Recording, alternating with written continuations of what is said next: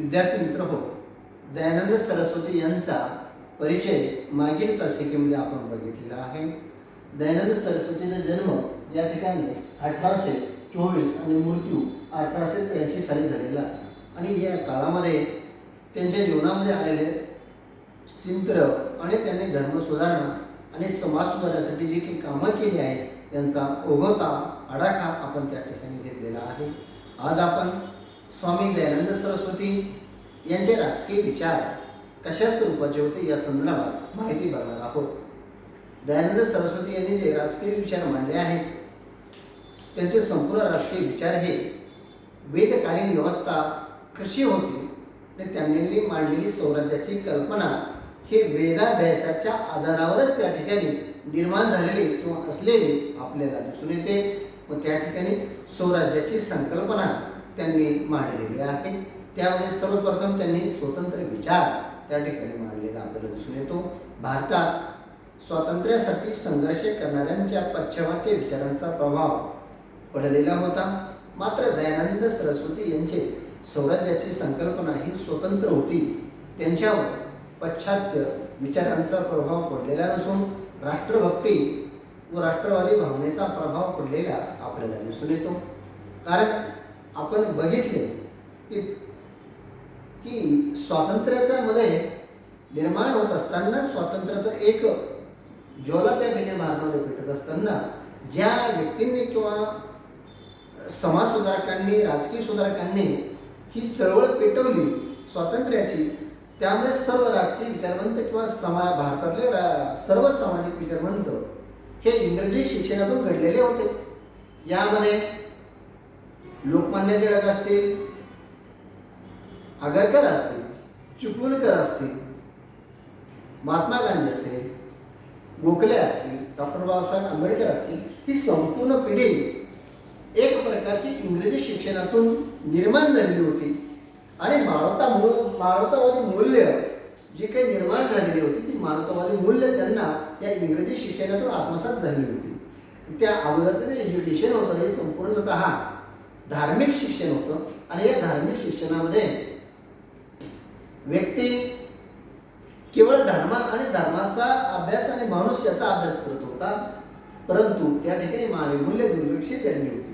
या इंग्रजी शिक्षणापासून म्हणजे एकंदरीत पाश्चिमात्य संस्कृतीचा इथली स्वातंत्र्यावरती किंवा राष्ट्राच्या चळवळीवरती प्रभाव पडलेला आपल्याला दिसून येतो. ही राष्ट्र चळवळ जी निर्माण झाली होती, दयानंद सरस्वती याने वेगळ्या दृष्टिकोनातून राष्ट्र एकात्मतेकडे किंवा स्वातंत्र्याच्या चळवळीकडे बघितलेले आहे. त्यांना पाश्चिमात्य विचार त्या ठिकाणी अभिप्रेत नव्हता, तर त्या ठिकाणी दयानंद सरस्वती यांनी स्वराज्याची संकल्पना ही स्वतंत्र होती. पाश्चात्य विचारांचा पडलेला नसून राष्ट्रभक्ती व राष्ट्रवादी भावनेचा प्रभाव त्यांच्यावरती पडलेला आपल्याला दिसून येतो. त्यानंतर दुसरा घटक होता वेदांचा प्रभाव. दयानंद सरस्वतींची स्वराज्याची संकल्पना ही वेदातील विचारापासून निर्माण झालेली होती. त्यांना अभिप्रेत असलेले स्वराज्य हे वैदिक स्वरूपाचे होते. वैदिक इंडिया त्यांना अपेक्षित होता. याचा अर्थ त्यांना पाश्चात्य भारत अथवा पाश्चात्य स्वराज्य संकल्पना नको होती, तर त्यांना संपूर्ण हे मॉडर्न इंडिया किंवा वैदिक इंडियाचं पाहिजे होतं. कारण त्यांच्यामध्ये सर्व समस्यांचं मूळ जे आहे ईश्वरभक्ती असली पाहिजे आणि वेदाला महत्त्व त्या ठिकाणी त्यांनी दिलं आहे. सर्व समस्याचं उत्तर हे वेदातून आपल्याला भेटतं. मानवतावादी ज्या सुधारणा असतील किंवा वैज्ञानिक दृष्टिकोन जरी असला तर तो आपणाला वैदिक काळामध्ये किंवा वैदिक विचारामध्ये त्याचं निरसन किंवा उत्तर आपल्याला भेटतं, असं दयानंद सरस्वती यांचं मत त्या ठिकाणी आपल्याला दिसून येते. म्हणूनच त्यांनी वेदाचा प्रभाव भारताच्या राष्ट्रीयतेवर किंवा राष्ट्रीय एकात्मतेवर पडावा किंवा पडलेला असावा असं त्यांचं मत त्या ठिकाणी आपल्याला दिसून येतं. त्यानंतर समोरचा घटक आहे वैदिक स्वराज्य. वैदिक स्वराज्य याचा अर्थ शांतता, विकास, स्वातंत्र्य, मुबलकतेवर आधारित राजकीय व्यवस्था होय. अशा प्रकारची व्यवस्था अस्तित्वात आणण्यासाठी नैतिकतेवर व परस्पर सहकार्यावर आधारित सामाजिक संबंधाची आवश्यकता असल्याचे त्यांनी स्पष्ट त्या ठिकाणी केलेले आहे. याशिवाय वैदिक मूल्य जे आहे ती प्रमाणभूत मूल्य त्यांनी त्या ठिकाणी मांडलेली आपल्याला दिसून येते. प्रखर राष्ट्रवादी असलेल्या दयानंद सरस्वतींचा वेद प्रणीत आदर्श राजकीय मूल्यावर विश्वास होता. हे मूल्य अचूक बसल्याचा दावाही त्यांनी केला होता. याच कारणामुळे त्यांनी पाश्चात्य मूल्य, विचार, श्रद्धा, दृष्टिकोन, व्यवस्था या बाबीकडे दुर्लक्ष केलेलं आपल्याला दिसून येतं. राज्यशास्त्राचे अभ्यासक पी वर्मा यांचे असे मत होते की प्रबोधन व सुधारणांनी प्रथम मागील मूल्यांना महत्त्व दिलेले असते. प्रबोधनकारांनी अरिस्टॉटल व बायबल याचे उदाहरण देऊन मूल्यांचे महत्त्व सांगितलेले आहे. फ्रेंच क्रांतिकारकांनी हेस गणराज्याचे दाखले दिले, तसेच दयानंद वेदातील आदर्शाचे दाखले त्या ठिकाणी दिलेले आपल्याला दिसून येते. म्हणून स्वराज्याची संकल्पना एक स्वतंत्र विचार आहे, तो वैदिक असा विचार आहे आणि वेदाचा प्रभाव त्या स्वातंत्र्यावरती पडलेला असं त्यांचं मत आपल्याला दिसून येते. आणि वैदिक स्वराज्य निर्माण झालं पाहिजे असा त्यांचा प्रयत्न त्या ठिकाणी होता.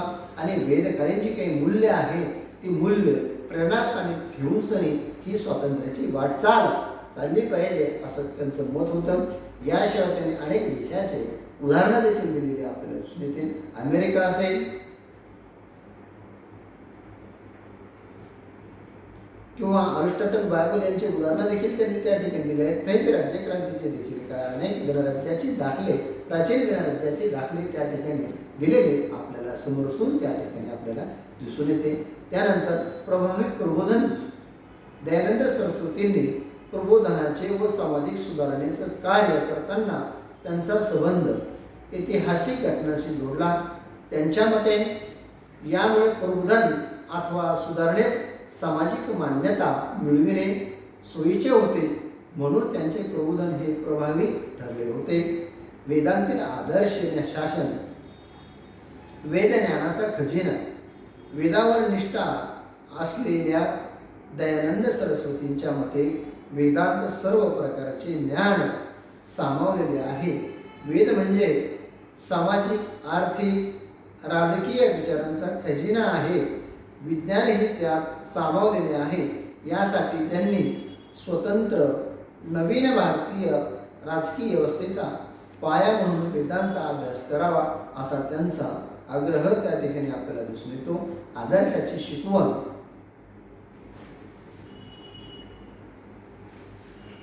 दयानंद सरस्वतीच्या मते वेदातून व्यक्तीला आदर्शाची शिकवण मिळते.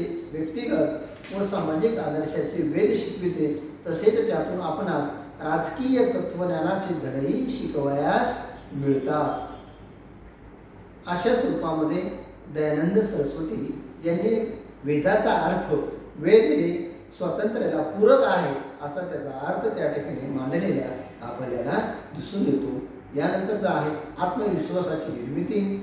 दयानंद सरस्वती वेदास महत्त्व देत असे, कारण त्यांना भारताच्या गौरवशाली परंपरेची ओळख भारतीय जनतेला करून द्यायची होती. भारतीयामध्ये स्वाभिमान निर्माण करायचा होता, याची ती पूर्वाट ते मानत असत. प्रत्येक भारतीयाच्या मनामध्ये राष्ट्रीयत्वाविषयी आधार निर्माण केल्याशिवाय देशभक्ती निर्माण होणार नाही. व त्यांना असे वाटत होते भारतीयांच्या मनात आत्मविश्वास निर्माण करण्याच्या उद्देशाने त्यांनी पुन्हा वेदाकडे चला हा नारा त्या ठिकाणी दिला आहे. म्हणजे आत्मविश्वासाची निर्मिती केली पाहिजे. स्वराज्य संकल्पना केवळ मांडून चालणार नाहीये, तर राष्ट्राभिमान जागृत करण्यासाठी, देशाभिमान जागृत करण्यासाठी त्यांना वेदाचं ज्ञान द्यावं लागेल, जेणेकरून भारतातील लोकांना त्या ठिकाणी की आत्मविश्वासाची निर्मिती होईल असा त्यांचा उद्देश त्या ठिकाणी दिसून येतो. त्यानंतर येतो स्वराज्याची कल्पना. दयानंद सरस्वती यांना आपल्या ऐतिहासिक राजकीय विचारांच्या वारशातून स्वराज्याची कल्पना साकार करावयाची होती. भारतातील राजकीय विचारांना ते महत्त्व देत स्वराज्याची कल्पना प्रभावीपणे मांडणारे ते पहिले भारतीय होय. वसाहतीच्या राज्याला विरोध. दयानंदांना वसाहतीचे राज्य ही कल्पना मान्य नव्हती, म्हणून भारताला ब्रिटिशांच्या गुलामगिरीतून मुक्त करण्यासाठी त्यांनी भारतीयांसाठी असा नारा दिला. राधाराम मोहन राय यांनी ब्रिटिश सत्तेला वरदान मानून त्यांचे समर्थन केले होते. ही बाब दयानंद सरस्वतींना मान्य नव्हती. त्यांच्या मते भारतात सुधारणा करण्यासाठी ब्रिटिशांच्या वसाहतीला विरोध करावायचा हवा. स्वशासनाचा हेतू त्यांचा त्या ठिकाणी आपल्याला दिसून येतो. दयानंद सरस्वतींना भारतीयांनी स्वतः आपल्या देशासाठी शासन करावे असे अपेक्षित होते. त्यांच्या मते आपल्यातील आळशीपणा, दुर्लक्षितपणा, अंतर्गत वाद यामुळे आपल्याला स्वातंत्र्य गमवावे लागले. यासाठी भारतीयांना कठोर परिश्रमाच्या साह्याने स्वतंत्र मिळून स्वशासन प्रस्थापित करावे असा त्यांचा आग्रह होता.